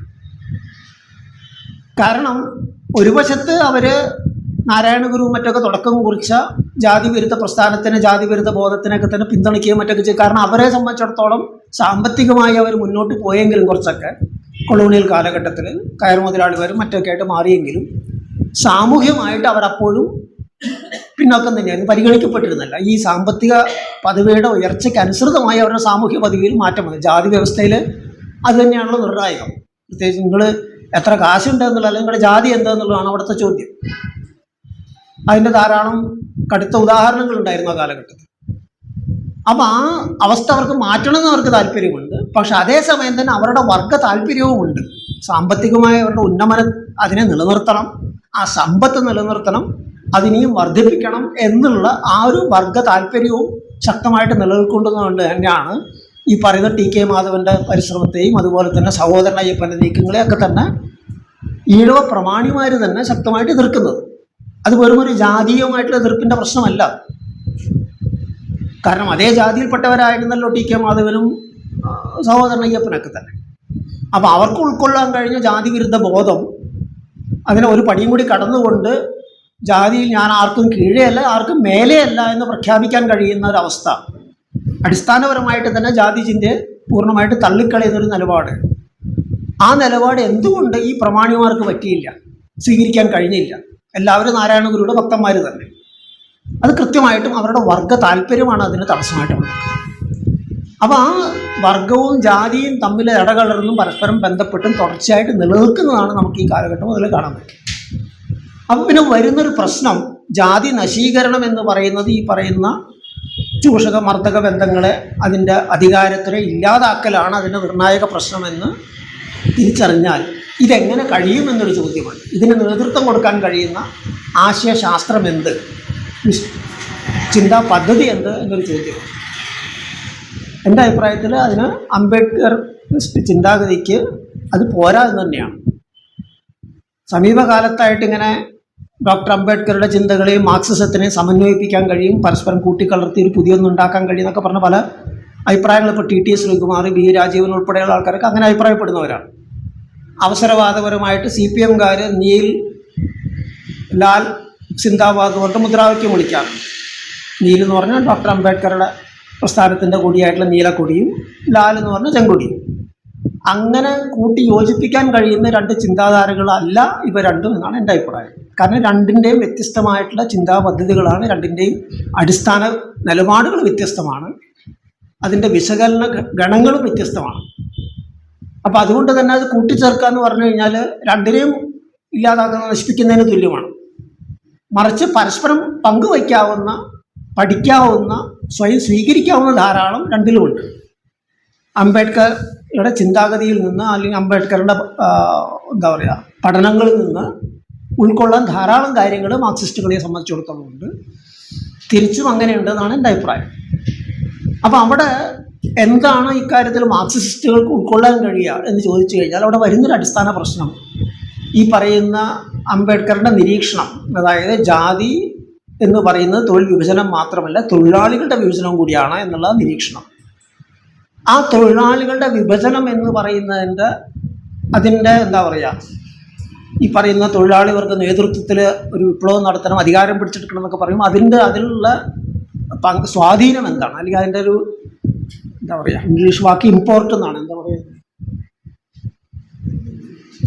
ഇമ്പോർട്ട്, ഇറക്കുമതി പോട്ടല്ല, സ്വാധീനം തന്നെ വയ്ക്കാതെക്കാൻ. അപ്പോൾ അവിടെ വരുന്നൊരു പ്രശ്നം തൊഴിലാളികളുടെ വിഭജനമാണെങ്കിൽ ഒരു ഭൗതികമായൊരു പ്രശ്നമാണത്. അപ്പോൾ മാർക്സിസ്റ്റ് ചിന്താപദ്ധതി അനുസരിച്ചിട്ട് തന്നെ സാമൂഹ്യ നിലനിൽപ്പാണ് സാമൂഹ്യ ബോധത്തിന് സൃഷ്ടിക്കുന്നതെന്ന് മനസ്സിലാക്കി കഴിഞ്ഞാൽ ഈ വിഭജിതാവസ്ഥ സ്വാഭാവികമായിട്ടും വിഭജിതമായൊരു ബോധം തന്നെയായിരിക്കും ഉണ്ടാക്കുന്നത്. തൊഴിലാളി എന്ന ബോധവും മാത്രമല്ല ചൂഷണം ചെയ്യപ്പെടുന്നുണ്ട് എന്നൊക്കെയുള്ള തിരിച്ചറിവ് അനുഭവമാണല്ലോ. അത് മാത്രമല്ല അതോടൊപ്പം തന്നെ ജാതീയമായിട്ടുള്ള ആ വേർതിരിവിൻ്റെ ബോധവും അവിടെ നിൽക്കുന്നുണ്ടാവും, ഞാൻ ഇന്ന ജാതിക്കാരനാണെന്നുള്ളത്.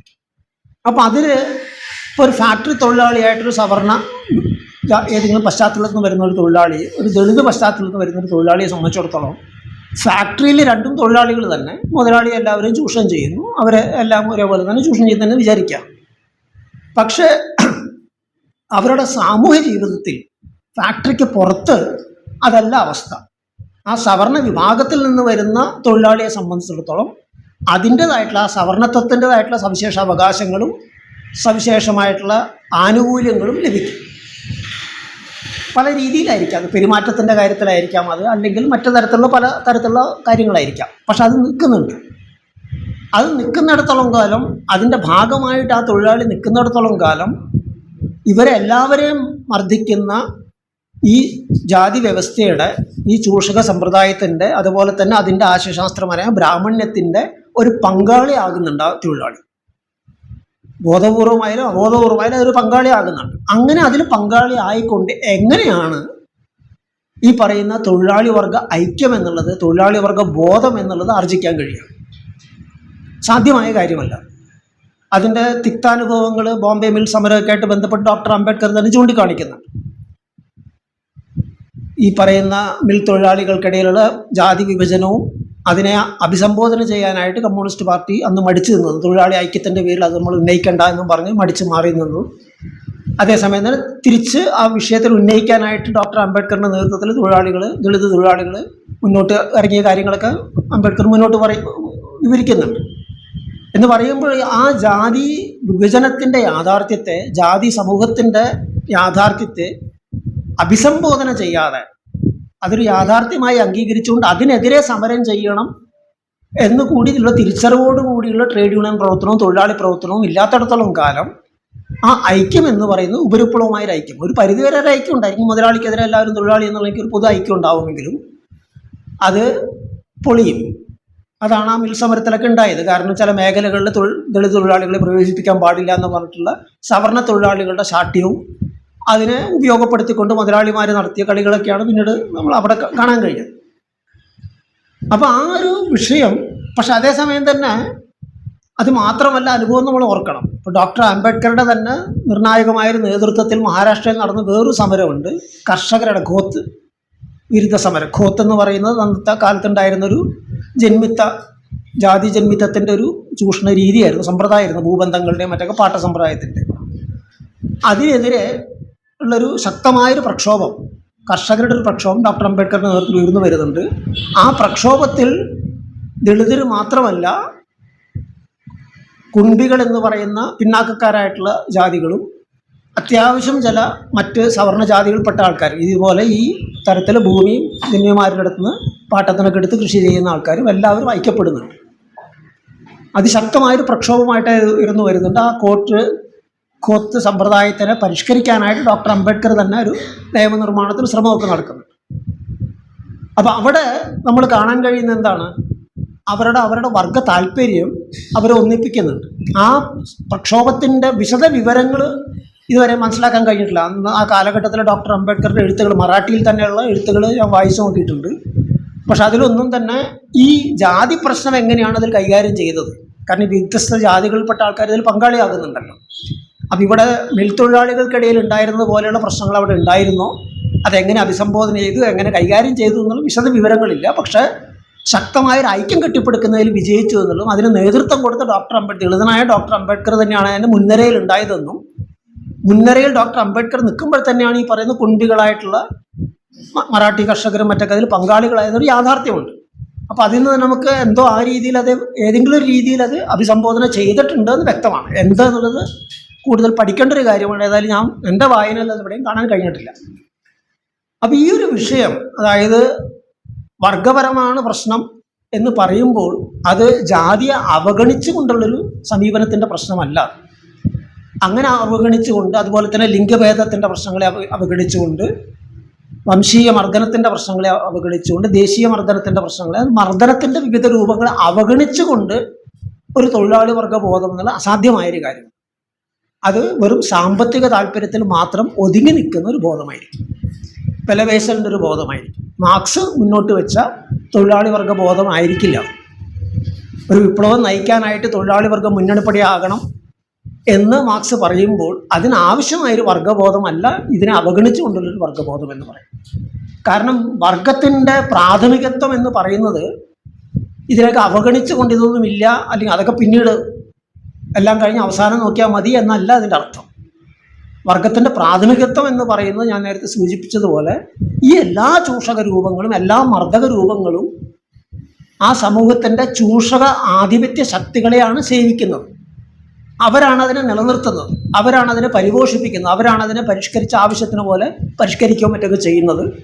അപ്പോൾ അതുകൊണ്ട് തന്നെ അവരുടെ ആ വർഗ താല്പര്യമാണ് അതിന് മുഴുവൻ മുഴച്ചു നിൽക്കുന്നത്. ഞാൻ നേരത്തെ ഈഴവ പ്രമാണിമാരുടെ ഉദാഹരണത്തിൽ പറഞ്ഞതുപോലെ അതൊരു വർഗ താല്പര്യമാണ്. കാരണം ആ രീതിയിൽ SNDP ഒരു ജനകീയ പ്രസ്ഥാനമായിട്ട് മാറിക്കഴിഞ്ഞാൽ 500 രൂപ മുടക്കുന്ന ആൾക്കാർക്ക് മാത്രം അംഗത്വമുള്ളൊരു സംഘടനയിൽ നിന്ന് മാറി 25 പൈസ മുടക്കുന്ന ആർക്കും അംഗമാകാവുന്ന ഒരവസ്ഥയിലേക്ക് SNDP മാറിക്കഴിഞ്ഞാൽ, അങ്ങനെ ഒരു ജനകീയ സംഘടനയായിട്ട് അത് മാറിക്കഴിഞ്ഞാൽ ആ സ്വാഭാവികമായിട്ടും ആ SNDP എങ്ങോട്ടാണ് പിന്നെ പോവുക എന്നുള്ളൊരു ആശങ്കയിൽ നിന്ന് തന്നെയാണ് ഈഴവ പ്രമാണിമാർ TK മാധവൻ്റെ പരിഷ്കരണത്തിന് എതിർത്തത്.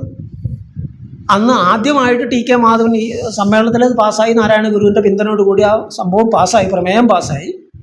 അന്ന് ആദ്യമായിട്ട് അങ്ങനെ ഒരു SNDP ശാഖ സംഘടിപ്പിക്കാൻ 25 പൈസ മുടക്കി, 25ആണെന്ന് എൻ്റെ ഓർമ്മ, എത്രയോ നിസ്സാരമായിട്ടൊരു പൈസ മുടക്കി ഒരു ശാഖ സ്ഥാപിക്കാനായിട്ട് ആദ്യമായിട്ട് മുന്നോട്ട് വന്നത് കുട്ടനാട്ടിലെ കൃഷിപ്പണിക്കാരായിട്ടുള്ള ഈഴവരായിരുന്നു.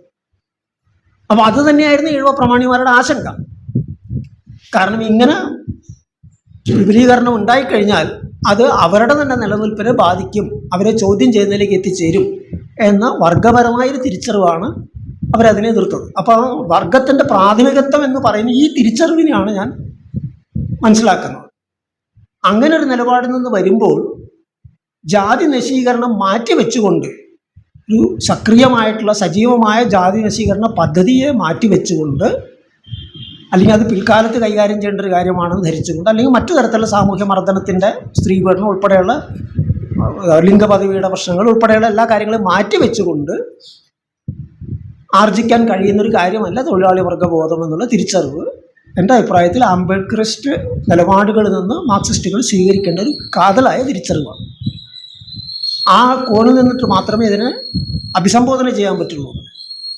അപ്പോൾ ആ തരത്തിൽ പരസ്പര ബന്ധത്തിൽ നിൽക്കുമ്പോൾ അതോടൊപ്പം തന്നെ വരുന്നൊരു കാര്യമാണ് ബ്രാഹ്മണ്യ ആശയശാസ്ത്രത്തിൻ്റെ മൗലികമായിട്ടുള്ള വിമർശനം. അവിടെയും ഡോക്ടർ അംബേദ്കറുടെ ബ്രാഹ്മണ്യവും മുതലാളിത്തവുമാണ് തൊഴിലാളികളുടെ ഇരട്ട ശത്രുക്കൾ എന്ന നിരീക്ഷണം വളരെ പ്രസക്തവും ഒരു അടിയന്തര പ്രാധാന്യത്തോടു കൂടി തന്നെ ഏറ്റെടുക്കേണ്ട ഒരു കാര്യം കൂടിയാണ്. കാരണം എന്താണ് ഇന്ത്യയിലെ മുതലാളിത്തം എന്ന് പറയുന്നത്? അത് പാശ്ചാത്യ രാജ്യങ്ങളിൽ ഉണ്ടായിട്ടുള്ള മുതലാളിത്തം പോലൊരു മുതലാളിത്തമല്ല. കൊളോണിയൽ കാലഘട്ടത്തിലൂടെയാണ് ഇവിടുത്തെ ഈ മുതലാളിത്തം പ്രധാനമായിട്ടും, അതിനു മുമ്പ് ചില നീക്കങ്ങളൊക്കെ ഉണ്ടായിരുന്നു, വളർച്ചകളൊക്കെ ഉണ്ടായിരുന്നുവെങ്കിലും അതിനെ കവർച്ച ചെയ്ത് പിന്നീട് വരുന്നൊരു മുതലാളിത്തം, നമ്മൾ ഇവിടുത്തെ കുത്തക മുതലാളിമാരെന്ന് പറഞ്ഞാൽ ടാറ്റ, ബിർള മുതലായിട്ടുള്ള വൻകിട മുതലാളിമാരുടെ ചരിത്രം നോക്കിക്കഴിഞ്ഞാൽ അത് അഭേദ്യമായ രീതിയിൽ ബ്രാഹ്മണ്യവുമായിട്ട് ഇടകലർന്ന് തന്നെയാണ് വരുന്നത്. അവരുടെ ആ വർഗത്തിൻ്റെ ആശയശാസ്ത്രപരമായ ലോകവീക്ഷണത്തിൽ തുടക്കം മുതൽ തന്നെ ബ്രാഹ്മണ്യം കുടികൊള്ളുന്നുണ്ട്. ഒരിക്കലും ബ്രാഹ്മണ്യത്തിനെ ഒരു ജന്മിത്തത്തിൻ്റെ, ജാതി ജന്മിത്തത്തിൻ്റെ പഴയ കാലത്തിൻ്റെ ഒരു ആശയം നിലയ്ക്ക് നിരാകരിച്ചുകൊണ്ടുള്ള ഒരു മുതലാളിത്ത ചിന്താഗതി അല്ല വളർന്നത്. അതുകൊണ്ടാണ് അതിനെ ഞങ്ങൾ മാവോയിസ്റ്റുകൾ ഉദ്യോഗസ്ഥ മേധാവിത്വ മുതലാളിത്തം എന്ന് വിശേഷിപ്പിക്കുന്നത്. കാരണം ഭരണകൂടമായിട്ട് ബന്ധപ്പെട്ടുകൊണ്ടും നാടുവാഴിത്വവുമായിട്ട് ഇടകലർന്നുകൊണ്ടും സാമ്രാജ്യത്വവുമായിട്ട് ഇടകലർന്നുകൊണ്ടും വളർന്നു വരുന്നൊരു മുതലാളിത്തമാണ്. അപ്പോൾ ആ മുതലാളിത്തത്തിൻ്റെ വീക്ഷണ കോണിൽ എപ്പോഴും ഈ ബ്രാഹ്മണ്യം ഉണ്ടായിട്ടുണ്ട്. ഇന്നിപ്പോൾ നമ്മൾ ബ്രാഹ്മണ്യ ഹിന്ദുത്വ ഫാസിസത്തിൻ്റെ ശക്തമായൊരു കടന്നാക്രമണത്തിനെ നേരിട്ടുകൊണ്ടിരിക്കുന്നൊരു കാലഘട്ടമാണ്. അപ്പോൾ അതിൽ നിന്ന് പലരും ഇവരായിട്ട് തുടങ്ങി വെച്ചൊരു കാര്യമാണിത് എന്നുള്ള മട്ടിൽ സമീപിക്കാറുണ്ട്.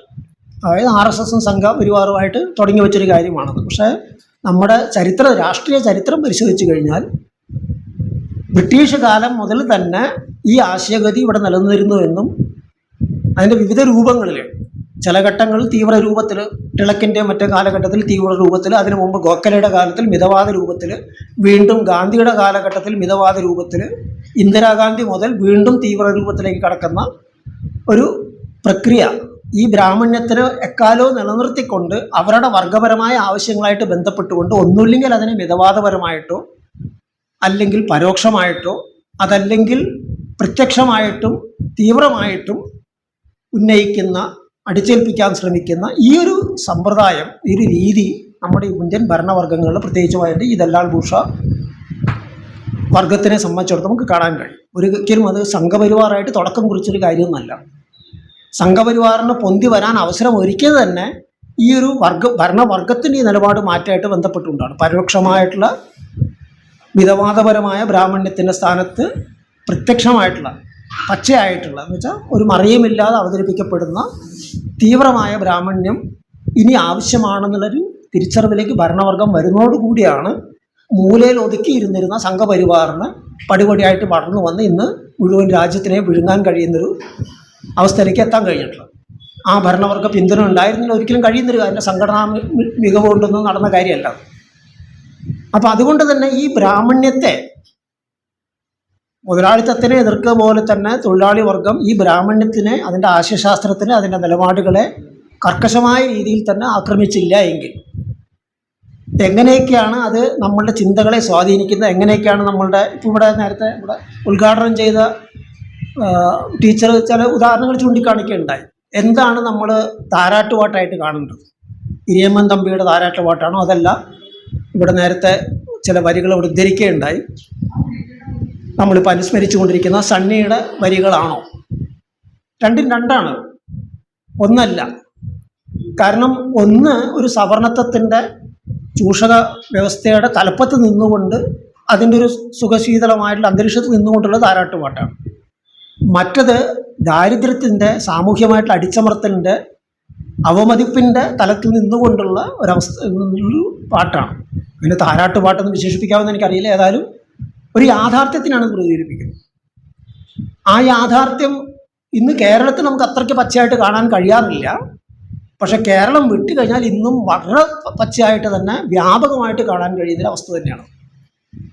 അപ്പം ഈ വേർതിരിവുകൾ സാഹിത്യത്തിലായാലും കൊള്ളാം, സംസ്കാരത്തിലായാലും കൊള്ളാം, സിനിമയുടെ നിരൂപണത്തിലായാലും കൊള്ളാം, ഏത് മേഖലയിലായാലും ശരി, ബ്രാഹ്മണ്യത്തിനെ കീറിമുറിക്കുന്ന, അതിനെ തുറന്നു കാട്ടുന്ന, അതിനെ ഉച്ചൂടും അറുത്തു മാറ്റുന്ന രീതിയിലുള്ളൊരു പുതിയൊരു അവബോധം സൃഷ്ടിക്കുന്ന ഇടപെടലുകൾ മറ്റു തരത്തിലുള്ള ഭൗതിക സമരങ്ങളോടൊപ്പം തന്നെ ഏറെ പ്രാധാന്യമുള്ളൊരു കാര്യമാണ്. അതാണ് ഡോക്ടർ അംബേദ്കർ ബ്രാഹ്മണ്യവും ഈ പറയുന്ന മുതലാളിത്തവുമാണ് ഇരട്ട ശത്രുക്കൾ എന്ന് പറഞ്ഞത്. അതിലേതെങ്കിലും ഒന്നിനെ ആദ്യം എതിർത്ത് പിന്നെ മറ്റേനെ നോക്കാമെന്നല്ല പറഞ്ഞത്. രണ്ടും ഒരേ സമയത്ത് ആക്രമിക്കേണ്ടവർ തന്നെയാണ്. കാരണം പരസ്പര ബന്ധിതമാണ്, വേർപെട്ടല്ല നിൽക്കുന്നത്. ഇന്ന് നമ്മൾ അഭിമുഖീകരിക്കുന്ന ബ്രാഹ്മണ്യം പഴയ ബ്രാഹ്മണ്യമല്ല. അപ്പോൾ ഉദാഹരണത്തിന് മോഹൻ ഭാഗവത്തിൻ്റെ പ്രസംഗങ്ങൾ നിങ്ങൾ ശ്രദ്ധിച്ചിട്ടുണ്ടായിരിക്കുമല്ലോ. ജാതി ശരിയല്ല, അത് ശരിയല്ല, ഇത് ശരിയല്ല, നമ്മളെല്ലാവരും ഒന്നാണ്, മറ്റൊരാണ്, മറിച്ചാണ്, ഇനിയിപ്പോൾ ഹിന്ദു രാഷ്ട്രം പ്രഖ്യാപിക്കേണ്ട കാര്യമൊന്നുമില്ല, അതൊക്കെ ആയിക്കഴിഞ്ഞിരിക്കുന്നു എന്നൊക്കെ വളരെ നല്ല നിലയ്ക്ക് സൗമ്യമായിട്ടൊക്കെ പറയുമ്പോൾ തന്നെയാണ് മുസ്ലിം സുഹൃത്തുക്കൾ കൊല്ലപ്പെടുന്നതും, ദളിതർ ആക്രമിക്കപ്പെടുന്നതും, സ്ത്രീകളെ ബലാത്സംഗം ചെയ്യുന്നതും, വീടുകൾ തകർക്കുന്നു, അതും തകൃതിയായിട്ട് തന്നെ നടക്കുന്നുമുണ്ട്. അപ്പോൾ ഈ ഒരു യാഥാർത്ഥ്യത്തിനെ നമ്മൾ അഭിമുഖീകരിക്കണമെങ്കിൽ ഈ പറഞ്ഞ പോലെ ഇത് രണ്ടിനെയും നമ്മൾ ആക്രമിക്കണം, രണ്ടിനെയും എതിർക്കണം. അവിടെ ഒരു വർഗ കാഴ്ചപ്പാട് തന്നെയാണ് ആവശ്യം എന്നാണ് എൻ്റെ അഭിപ്രായം. അപ്പോൾ ഇത്രയും പറഞ്ഞുകൊണ്ട് ഞാൻ അവസാനിപ്പിക്കുകയാണ്. അഭിപ്രായം.